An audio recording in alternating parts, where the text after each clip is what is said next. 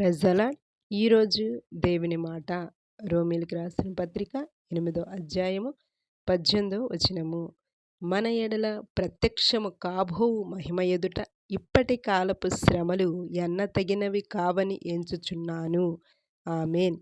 జీవము గల దేవుని బిడలారా, దేవుడు నీతో మాట్లాడుతూ ఉన్నారు. మనము ఏ శ్రమలో అయితే ఉన్నామో, నీవు ఏ శ్రమలో అయితే ఉన్నావో, ఏ శ్రమల గుండా వెళ్తూ ఉన్నావో భయపడవద్దు, చింతించవద్దు. ప్రభువైన యేసుక్రీస్తు వారు మరణించి ఆయన తిరిగి లేచారు. తిరిగి లేచిన దేవుడు మరలా ఆయన మహిమతో రాబోతూ ఉన్నారు. ప్రత్యక్షంగా కనులారా ఆ ప్రభువును నీవు చూడబోతున్నావు అన్న నమ్మిక నీకు ఉందా? అలాగైతే మీ శ్రమలో తప్పకుండా విశ్వాసం కలిగి ఉండండి. మహిమ గల ప్రభువును మనం చూస్తాము. అంతేకాదు, ఆ మహిమ ఇప్పుడు కూడా నీ శ్రమలో కాపాడుతుంది.